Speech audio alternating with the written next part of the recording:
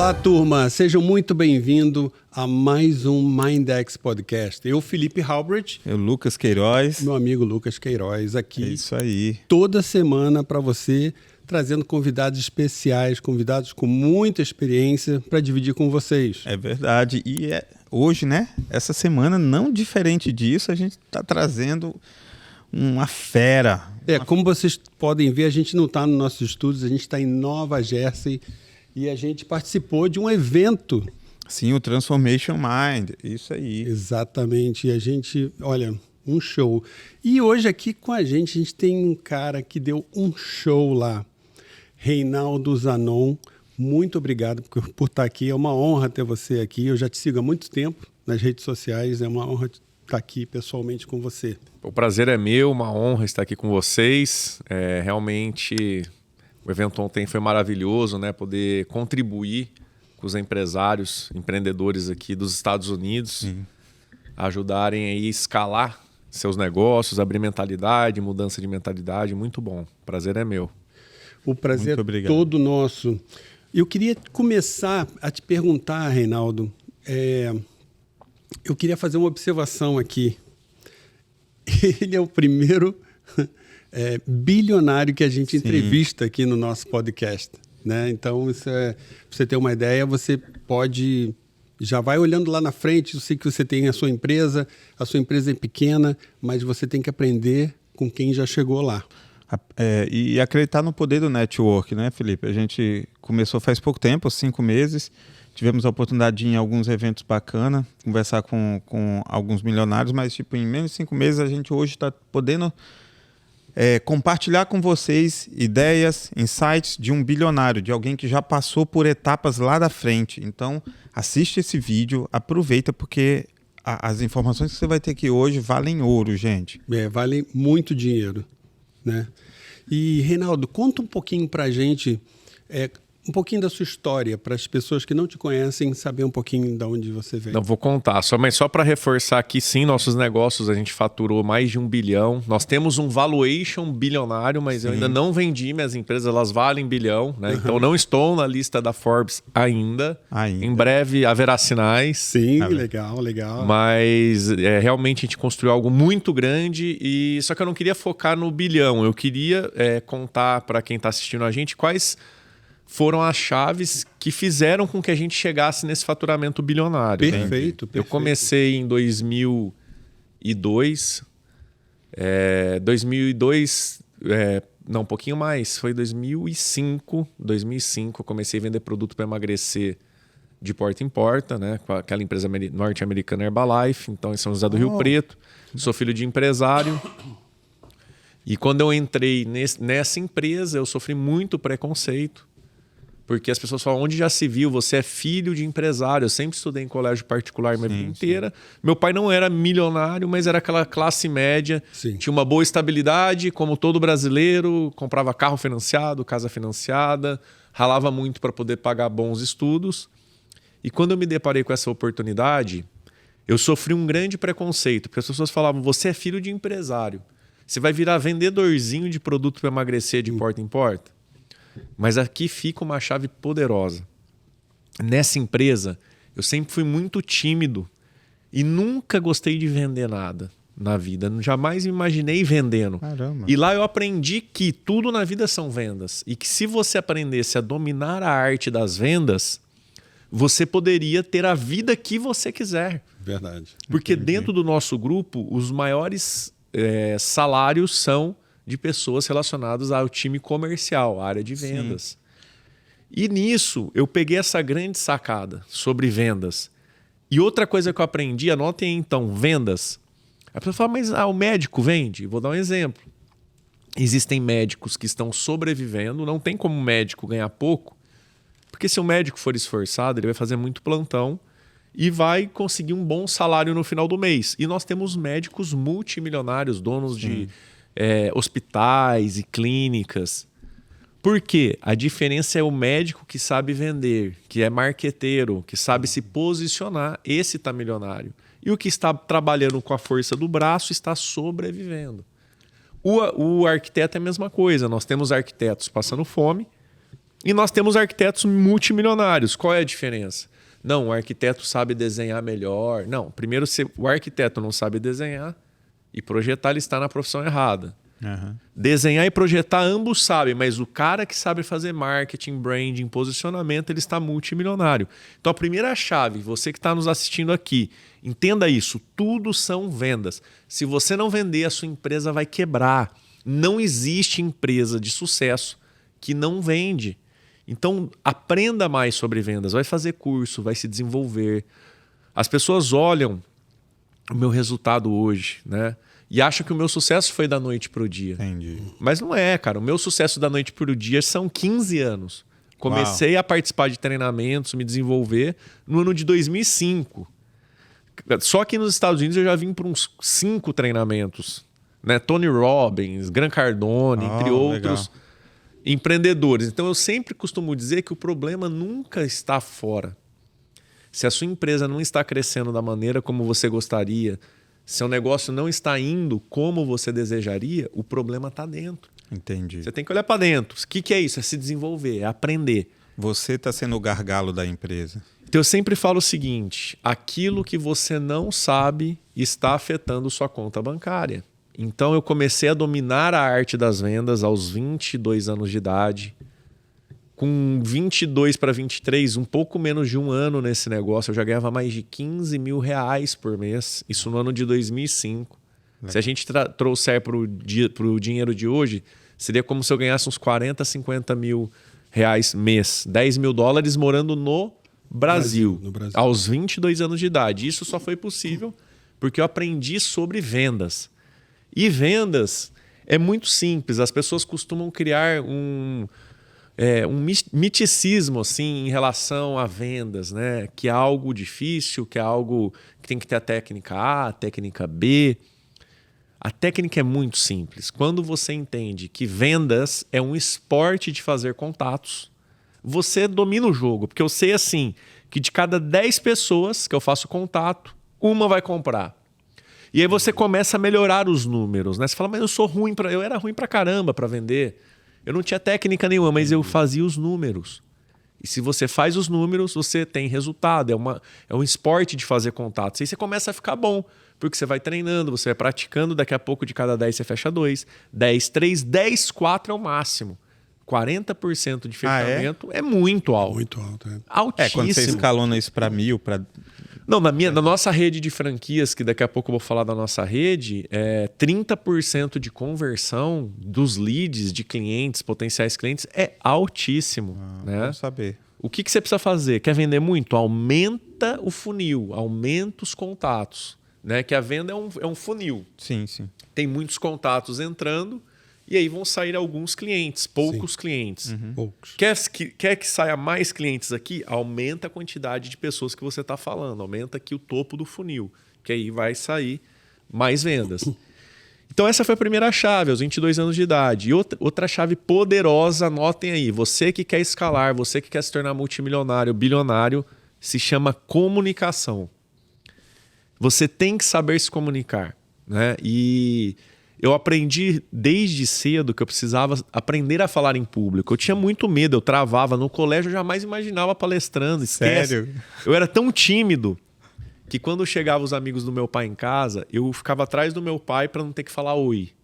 Caramba. No colégio eu fazia todo o trabalho. Eu falava pro pessoal, eu faço tudo, mas vocês apresentam aí. Eu não Cara, vou... mas quem vê você não disse que você foi tímido. Eu era Uma vez na muito, vida. mas eu era muito Eu vou dizer uma tímido. coisa. Ontem eu assisti o Reinaldo Zanon, a palestra dele, olha, nota 10. Não é o cara isso, te fala- sacode de tal forma. Cara, incrível Parabéns. saber que você um dia Parabéns. foi... Cara, eu era muito tímido, mas o que mudou, né? Você que tá me assistindo e também tem timidez, você fala, cara, eu não me imagino palestrando. Eu já palestrei em estádio para mais de 30 mil pessoas presencial e estava transmitindo online para 100 mil pessoas. Uau. É propósito.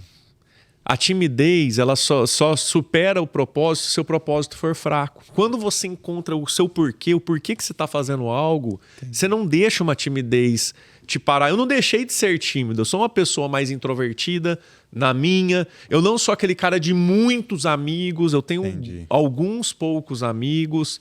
Mas quando o propósito é maior do que qualquer outra coisa, você não deixa essa timidez te parar. Então... Aprender a se comunicar. É você falar de maneira clara. Se eu viesse aqui e começasse a falar bonito, igual eu costumo dizer os advogados. Nós temos dentro da empresa 5 advogados. Eles usam alguns termos jurídicos lindo, maravilhoso. Só que a pessoa não entende nada. Então, você precisa se comunicar de maneira clara e efetiva. Sim. É você falar numa linguagem que o advogado vai te entender, o grande empresário vai entender e a grande massa vai entender. É você trazer o quê? Clareza. Então, é isso que é comunicação. Não é saber falar bonito, é você saber o quê? Fazer a mensagem chegar. E tem tantos gargalos de comunicação nas empresas que você fala para um colaborador A, a pessoa vai lá e faz B. Por quê? Onde que eu falei? Na comunicação. Então, lá dentro do grupo, eu falo o que tem que ser feito. Você entendeu? Entendi. Então, me fala o que é que tem que ser feito. Eu peço para a pessoa me devolver. Legal. O que é que tem que ser feito? A pessoa repete se está certo ou se ela entendeu errado. Eu falo, não, não é isso. Talvez eu não consegui me explicar. Entendi. Tem que ser isso, isso e isso. Então, a comunicação, vendas, comunicação, que tem a ver com falar em público, né? Porque eu entendi que para você escalar algo, crescer, uma coisa é você falar individualmente com cada pessoa. Como eu cresci tanto nessa empresa que eu trabalhei, vendendo produto para emagrecer, eu sabia que se eu falasse com 10 pessoas, eu fecharia uma venda. O que eu comecei a fazer? Eu comecei a gastar meu tempo distribuindo panfletos, fazendo anúncio em rádio e fazia eventos 3 vezes por semana em auditório. Então eu fazia evento com 80, com 100 pessoas. Ou seja, em 1h30 de palestra, eu me comunicava com 100 pessoas, ao invés de ficar, se eu fosse falar individualmente 1h30 para falar com 100 pessoas, eu ia ter que ficar 100 horas trabalhando. Verdade. Então eu fazia 3 eventos por semana com 80 pessoas, 70, 100 pessoas, 120 pessoas, dependendo do dia. E aí você começa... A conversão muito maior. Muito maior. Você começa a escalar, potencializar. Então essas foram as chaves, essas foram as bases para construir o que nós construímos, né? Então entender sobre vendas, que tudo são vendas. Comunicação. Comunicação tem a ver com falar em público também, né? E com isso, o que aconteceu que no ano de 2008, a Seguralta é uma empresa familiar. Meu pai já tinha fundado a Seguralta em 1960, empresa de mais de 50 anos. A empresa estava passando dificuldade financeira, estava devendo $500 mil para banco, tinha geração de caixa, mas meu pai e o sócio dele gastavam tudo e estavam devendo para o banco $500 mil. Começou a ter a fusão do Itaú com o Unibanco. Aconteceram algumas fusões em 2008 no Brasil. E começou um movimento de corretoras de seguros para comprar a Seguralta. Bateu lá na nossa porta Brasil Insurance, que era um grupo de corretores que estavam consolidando no mercado para abrir capital. Entendi. E meu pai falou para o meu irmão, que estava dentro da operação, que é o Luiz Gustavo, ele é meu braço direito. Eu sou o cara comercial, ele é operacional. Eu abro, eu sou um tratorzão, eu vou abrindo, vou expandindo e ele vem organizando a casa e arrumando. Ele falou, Rei, seguinte, ou a gente faz alguma coisa com a Seguralta, a gente escala ela, ou nosso pai vai vender e vai acabar a empresa. Ele falou, eu não entendo nada de vendas. Você é vendedor, você não vem e vamos desengavetar aquele sonho da nossa mãe de franquear o negócio? Legal. Porque minha mãe, no ano de 1994, ela veio aqui para os Estados Unidos, para Atlanta, e participou do Franchising University, do Grupo Cherry. Fez uma imersão dentro do McDonald's. E em 94 ela voltou para o Brasil com uma ideia de franquear a corretora. Tinha essa ideia. Só que o meu pai e o sócio dele, não estou julgando eles, porque meu pai começou vendendo alface na feira. E até onde ele chegou longe. O outro sócio do meu pai era chucro, bicho do mato, não entendia nada de negócio. Quando minha mãe trouxe essa ideia inovadora, eles jogaram um balde, pegaram uma jarra, um balde de água fria, e falou, você tá louco, isso não vai dar certo. Resumindo, a Seguralta, o projeto de franquia ficou parado de 94 a 2008. Foi quando o meu irmão falou, vamos desengavetar isso daí? Falei, vamos. E aí, a gente resolveu franquear o negócio. E veio todo aquele medo, né? Toda aquela insegurança. E dá medo, gente. Empreender, crescer, dá medo. E para piorar, a empresa já estava devendo $500 mil. Para franquear o negócio, teria que investir cerca de R$200 mil. A gente não tinha esse dinheiro para investir. Falou, vocês tinham dinheiro? Não tinha. E é aí que eu falo onde entra Deus na minha vida, né? Eu tive uma namorada nessa época que eu vendia produto para emagrecer de porta em porta, que ela ficou com vergonha, porque eu usava um bottom ridículo no peito. Perca peso agora, pergunte-me como. Ela falou, onde já se viu? Você é filha de empresário. Vai virar vendedorzinho. Resumindo, ela terminou comigo, porque ela tinha vergonha, não aceitava que eu tinha entrado na área de vendas. Só que ela me deixou uma coisa boa. Sempre que as pessoas passam na nossa vida, sempre tem algo de bom. Sim. Eu sempre fui em igreja católica a vida inteira, que meus pais eram católicos, mas eu nunca me identifiquei. E eu não quero falar aqui de religião. Só que essa namorada me levou numa igreja, uma igreja evangélica, e lá mudou minha vida. Por quê? 6 meses que eu estava frequentando lá, o pastor da igreja falou assim, ó, Deus está me mostrando a Seguralta com mais de 400 franquias. Só que vocês acham que eu acreditei? Lógico que não. Por quê? Eu sou brasileiro. Primeiro eu queria ver para crer. Mas se você quer ver o milagre, primeiro você crê, depois você vê o milagre. E aí era uma grana que a gente ia pegar emprestado do meu pai, pagar juros para o banco. Então era uma responsabilidade muito grande. Foi quando eu fui no dia seguinte numa outra igreja que eu nunca havia entrado, lá na Avenida Nato Vetorazzo, zona norte de Rio Preto. Peguei e entrei na primeira igreja, sentei lá no fundo da igreja. E aí tem a pastora Eva, que é uma pastora pequenininha. Ela falou, menino, eu olhei para trás e falei, não, é você mesmo. Ó. Deus tá me mostrando a Seguralta com um monte de franquia. Com um monte de franquia. 2 vezes já. Um monte de franquia não, perdão. Eu vejo você assinando um monte de contrato. Um monte de contrato. E dos 3.000 contratos de franquias, sou eu quem assino até hoje. Uau. Contrato por contrato. Uau. Então, eu comecei as franquias, nós franqueamos. Eu nunca esqueço. Meu pai falou assim, eu tô já velho, meu pai já estava com 70 anos, eu não vou entrar. Só que por código de ética, a gente chamou o sócio minoritário dele, que tinha 25%, para entrar no projeto. Só que ele bateu na mesa e falou, agora que esses moleques vão acabar de quebrar essa empresa, não vai dar certo. Porque na cabeça dele, acho que ele queria vender. E a gente falou, não, nós vamos franquear. Ele bateu na mesa, ficou puto da vida. Não quis entrar na franqueadora, nós tivemos que abrir uma outra empresa. Que é a Zanon Franchising. E a Seguralta Operação cedeu a marca para Zanon Franchising. Agora entendi. Ele não quis entrar. E aí, o que aconteceu? Que os anos passaram. O primeiro ano foi muito difícil, não foi fácil. Era uma promessa de Deus, mas olha como que Deus trabalha, né? Ele quer saber se você está disposto a pagar o preço. Comecei a trabalhar 1 ano. Visitando o corretor de seguro, achando que o corretor de seguro ia ser o franqueado. Entendi. Mas o corretor não queria mudar o nome dele, ele tinha um ego. Era o Toninho Seguros, era o Joãozinho Seguros. Sim. E aí eu fiquei 1 ano gastando dinheiro, andando com o carro e nada estava acontecendo. Entendi. E na hora que eu estava pensando em desistir, Deus enviou os anjos dele. Apareceu um anjo lá na nossa empresa que bateu na porta, chamado José Luiz Adame. Ou seja, o primeiro ano nós não vendemos nada de franquia. Eu dei uma franquia para uma pessoa no primeiro ano, porque ninguém queria comprar. Eu falei, eu vou te dar. Não dê nada para ninguém, senão a pessoa não dá valor. E aí bate o José Luiz Adame, que foi o nosso primeiro franqueado. Ele estava fazendo um curso para corretor de seguros. E ele falou assim, eu escutei dizer que vocês franquearam a corretora e eu gostaria de me tornar um franqueado. Meu irmão atendeu ele. Espera aí que eu vou chamar meu diretor comercial. Aí vem eu. Pois não? Quero me tornar um franqueado. Muito bem. Aí, resumindo um pouco a história, isso serviu de lição porque para entender que a gente estava indo no público-alvo errado. Entendi. Eu tinha que ir em quem estava querendo se tornar corretor, não quem já tinha corretor há anos. E também o que me chamou a atenção que ele era contador. E eu falei, uau, quer dizer que todos os contadores podem se tornar franqueados Seguralta? Então eu comecei a ir atrás de contadores, despachantes. Eu comecei a ir em alguns públicos-alvos para poder trazer essas pessoas como franqueados. E aí as coisas começaram a andar. No primeiro ano a gente não vendeu praticamente nada, 0. Segundo ano chegamos com 30 franquias.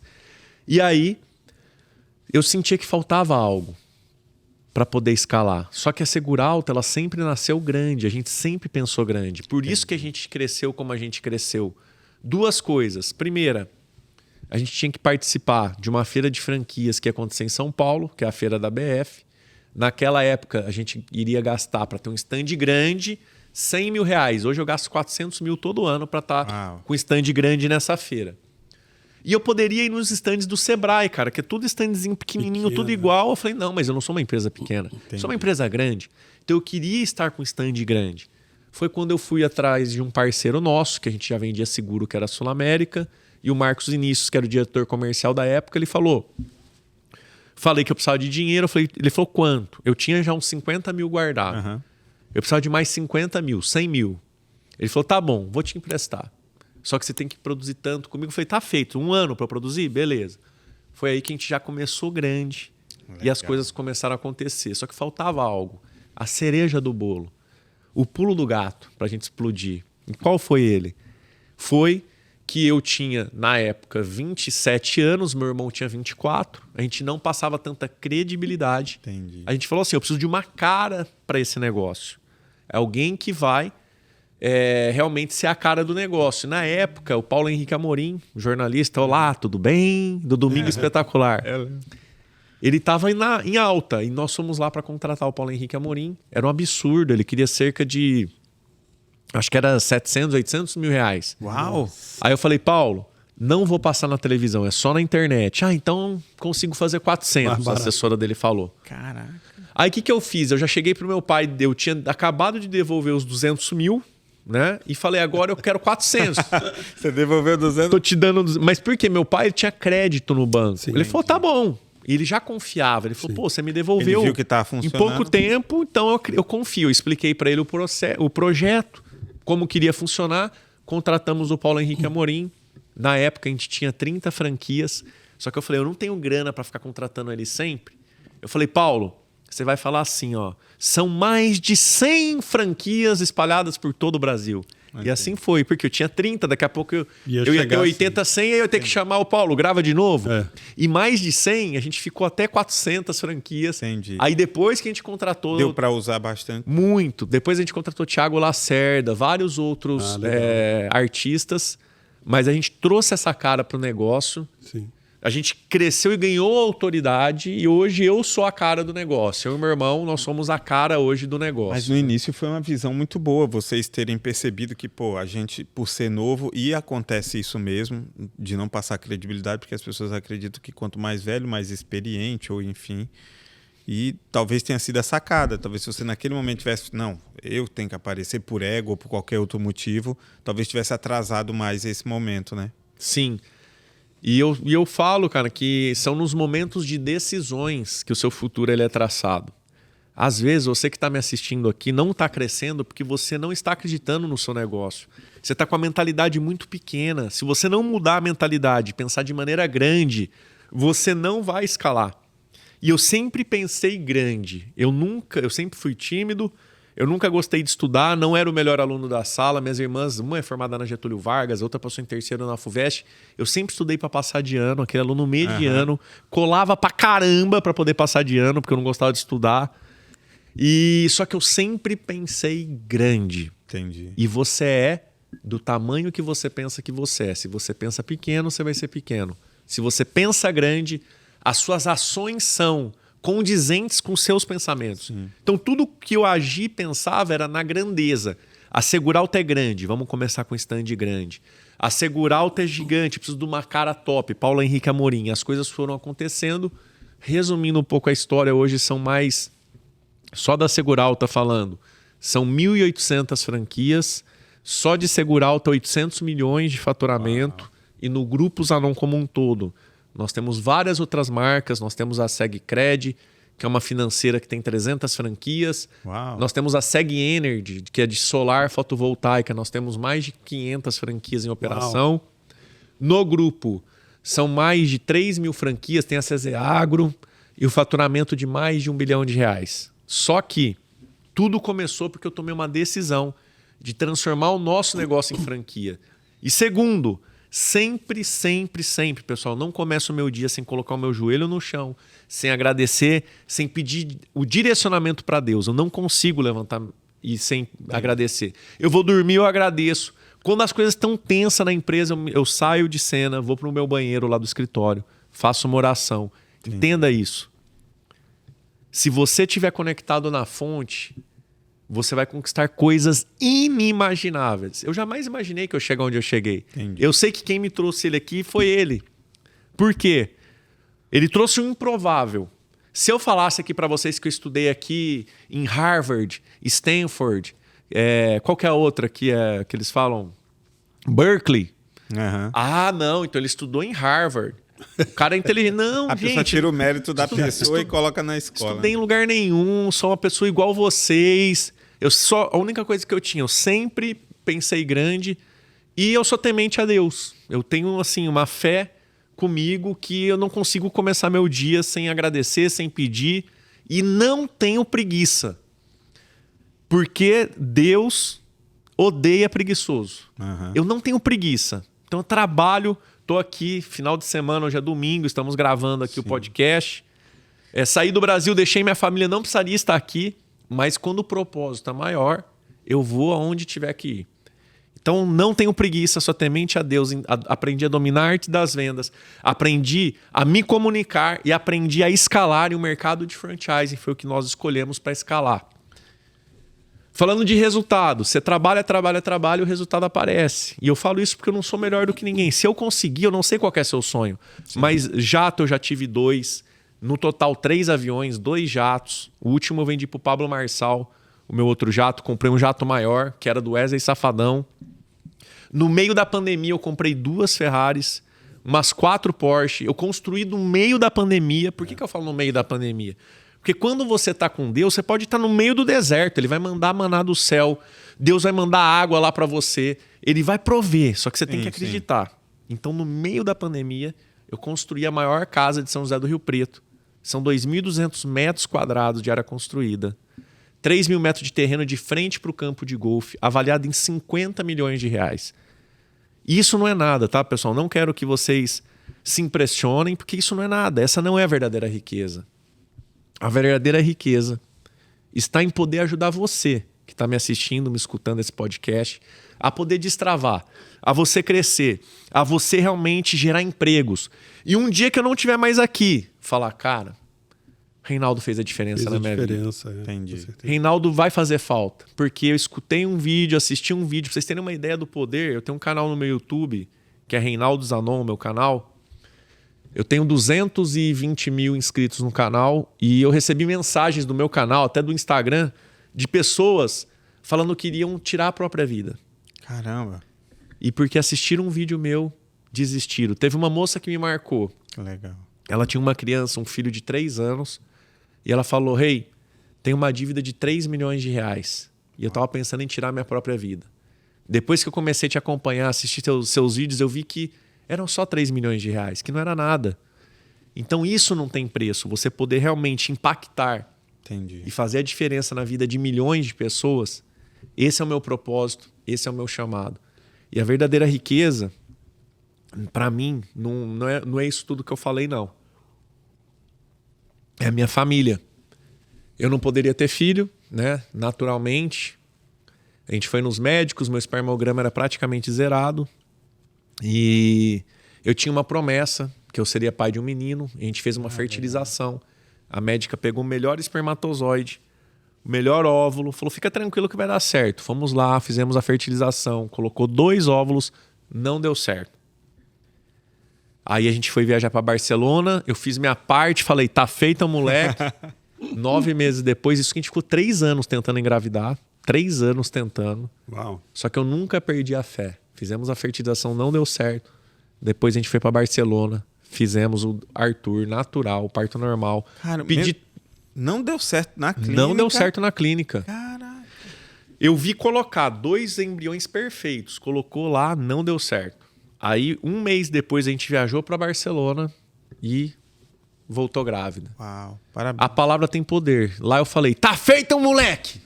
9 meses depois veio o Arthur. E eu pedi tanto um menino, que depois de um tempo veio o Davi. E pedi tanto um moleque, já estava tentando a menina, que veio o Pedro. Então, Arthur, Davi e Pedro. Tem 6 anos de idade o Arthur, o Davi tem 3, o Pedro tem 1 ano e meio. Todos natural. Todos de parto Parabéns, normal. Eu assisti parabéns. todos os partos e filmei todos os partos. Que legal. Parabéns, cara. Parabéns. E então essa é a verdadeira riqueza, né? Eu queria te dizer, você que está me assistindo, eu não sei qual que é seu problema. Dinheiro é fácil ganhar, eu tenho esse dom, Deus me deu esse dom da prosperidade, de escalar negócio, de conectar pessoas, de comunicação. Mas e quando você tem algo que é impossível? Ou uma doença, ou uma infertilidade, ou algo que você acha, caramba, ou um processo na justiça que você fala, meu Deus do céu, vai acabar com a minha vida. Ele é o juiz dos juízes. Ele é o dono do ouro e da prata. Ele pode fazer tudo. Até o que era para dar errado vai dar certo se cair na mão dele. Então, quando você estiver numa situação que parece impossível, lembre-se de uma coisa. Para Deus, só existe uma coisa impossível. O impossível. Para Deus, nada é impossível. E tem uma passagem que eu guardo isso no meu coração. Às vezes eu acho que eu cheguei longe, mas eu lembro dessa passagem. E você que está me escutando, guarde isso no seu coração. O que olho nenhum viu, coração nenhum sentiu, é o que Deus preparou para aqueles que o amam. Uau. Então, o que você nem sonhou, que você nem imagina, é o que ele já preparou. Não, o que eu estou vivendo hoje, vocês estão me vendo aqui, esquece. Isso não é nada do que vai acontecer, do que está por vir. Sim, sim. E quando a gente tem a certeza disso, a gente não teme o amanhã. Quando a gente tem certeza disso, a gente dá o nosso melhor no hoje. Porque isso te gera um entusiasmo enorme. Quando você tem essa certeza dessa palavra que eu acabei de dizer, você todo dia dá o seu melhor. Sim. Você faz o seu melhor. Você está sempre entusiasmado. Você tem sempre gratidão no coração. Você sempre agradece. Mesmo que é um problema. Obrigado, Senhor. Me dê capacidade para resolver esse problema. O que é ganhar dinheiro? Principalmente no Brasil e aqui. É resolver problema. As maiores fortunas foram feitas resolvendo por pessoas que resolveram o problema da humanidade. Bem legal. E como vocês viram, tudo começa aqui, ó, na mente, com fé. Gostaram dessa aula aqui? Olha, não, a gente nem consegue falar porque é tanto aprendizado. Não, ali, olha, um vai encaixando um no outro. É aprendizado puro aqui, gente. A gente tem tempo só para mais uma perguntinha Pode fazer, aqui? Vamos fazer. Porque quando você falou da parte do 2021 ali na crise, eu queria só saber como foi que você lidou com isso. Você já estava com várias empresas nessa época? Sim. Então, eu acredito legal, que pode perguntar. Numa escala grande dessa, os problemas são maiores. Não, Fala ele falou que comprou 2 Porsches. Não, então, ele teve resultado bom, mas eu queria ver a nível de empresa como foi para você. Tá. Problemas, solução, rapidinho, só porque às vezes alguém que passou por algo parecido tem um insight. Vamos embora. Vamos lá. Viu? Só falar um pouquinho de como Você foi... quer perguntar e eu continuo ou já falo? Então, a pergunta é essa, é saber como foi que você lidou tendo várias empresas com a crise que aconteceu. Qual foi a solução que você encontrou? Cara, como foi que vocês passaram por isso? A gente sempre foi muito rápido no agir. Quando veio a pandemia, nós entendemos uma coisa. Primeira coisa que deu tranquilidade. A gente tinha um caixa para não demitir ninguém e operar por 5 anos. Se eu não ganhasse mais nada durante 5 anos, eu não precisaria mandar ninguém embora. Eu ia drenar o caixa da empresa, mas o negócio ia continuar. Então isso deu uma tranquilidade. Outra coisa, home office. A gente rapidamente se adaptou para as pessoas trabalharem a partir de casa. Rapidamente. E com a ajuda dele lá, me conectei com pessoas do marketing digital. Né? Conheci o Thiago Fonseca, fui no Thiago Fonseca, num jantar no Fonseca, conheci o Pablo, o Kais, a galera do digital. Coincidentemente, peguei uma câmera, comecei a gravar, fazer lives para ajudar os empreendedores que estavam apavorados. E, coincidentemente, a gente começou a crescer de maneira exponencial. Comecei a crescer no digital, os negócios começaram a crescer, muitas empresas começaram a mandar as pessoas embora. As pessoas recebiam acerto, compravam negócio, começamos a vender mais franquia ainda. Entendi. Então a gente foi muito rápido em se mexer. Acharam soluções. Então você acha que essa rapidez foi o... Foi não demorar e não ter na cabeça assim, daqui 6 meses passa. A gente nunca pensou nisso. Entendi. Cara, e se não voltar, como que a gente continua daqui para frente? Então a gente continuou trabalhando forte, home office. Cara, o pessoal não vai poder parar de fazer seguro, né? Seguro de vida, seguro saúde. Então a gente também foi abençoado de trabalhar com um mercado que cresceu muito. Sim. Seguro de vida tinha dificuldade de vender no Brasil antes da pandemia. Depois disso, aumentou 2.000% a procura de seguro de vida. A pessoa acha que não morre. Eu acho que até aqui, nos Estados Unidos. Aí quando a pessoa vê que o amigo morreu de Covid, o que eu não tenho seguro, eu vou fazer seguro, entendeu? Como uma proteção ali. Plano de saúde. Começamos a vender mais plano de saúde, mais seguro. Então, é a velocidade de adaptação. Não é o mais forte que sobrevive. Já dizia Darwin. Darwin fez uma pesquisa numa ilha de acho que é Pátamos, não lembro agora o nome da ilha, mas eram os pássaros de patas azuis. Ok. Depois, se vocês derem um Google aí, o que ele identificou? Que não é o mais forte que sobrevive, e sim o que tem a maior capacidade de adaptabilidade. Ok. Então, não é você ser forte. Você vai morrer se for forte. Você tem que ser capaz de se adaptar às mudanças. Legal. Tá mudando, eu me adapto, eu inovo, eu trago tecnologia, e é essa empresa que cresce, que sobrevive, que está trazendo sempre inovação constante. Bacana. Eu queria fazer uma pergunta rápida. Reinaldo, como é que é o cotidiano do Reinaldo hoje? Você tem... É um cotidiano parecido todos os dias? Você medita? Você acorda, medita? Você faz ginástica? Como é que Ótima pergunta. Muito, muito boa essa pergunta. Eu medito todo dia, né? Eu tenho até uma mentalização. Eu chamo de mentalização. Que eu chamo de mentalização real. Eu tenho esse movimento, né, de reis e rainhas. Todos nós somos reis e rainhas, né? Nós somos filhos do rei. Fomos criados em imagem e semelhança dele. Então você é rei e é rainha. Às vezes você não está exercendo o seu reinado. Então você precisa ativar isso daí. Então eu sempre sim faço essa mentalização e conexão com o espiritual. Estou sempre falando com Deus durante essa meditação, essa mentalização. E todo dia eu faço algum tipo de exercício físico, né? Musculação, 3 vezes por semana e 3 vezes por semana de corrida, né? Então eu faço no mínimo 6 dias exercício por semana. Tem dia que eu faço musculação e corrida. Porque são 3 corridas, então às vezes acabo encontrando a musculação com corrida. Porque saúde é tudo, né? Ano passado eu até me desafiei, falei, vou fazer uma meia maratona. Corri a meia maratona em outubro da Argentina, em Buenos Aires. Fui desafiado ali embaixo para fazer o Ironman. Estão me desafiando ali, mas não me decidi ainda. Porque o Ironman, a pegada é braba, né? Tem que treinar bastante. Mas eu gosto de desafio, quem sabe, né? Meu irmão já fez. Também, né? Meu irmão já fez 2 Ironman e meio Iron. Meu irmão ele é piloto de Porsche Cup. Verdade, Gosta mais de... Gosta, mas eu também tenho como um desafio que eu tô com um filho muito pequeno e você acaba tendo que treinar muito. Mas quem sabe ano que vem meu filho já tá um pouco maior, aí a gente faz. E você acorda que horas? Assim, é uma hora certa todo dia? Boa pergunta. Quando eu faço minhas lives da manhã, eu dei uma paradinha agora, eu acordo 5 da manhã, porque eu tenho que preparar o material, e minha live é das 6 às 7. Quando eu não tenho live... Regrado? Regrado. Eu fiquei fazendo live durante 2 anos consecutivos, sem furar nenhum dia. Uau. Só não fazia de sábado e de domingo, de segunda a sexta. Então eu acordo às 5, preparo o material, às 6 eu faço as lives. Quando eu não estou tendo live, eu levanto às 6 horas da manhã. Entendi. Aí eu levanto, faço minha oração...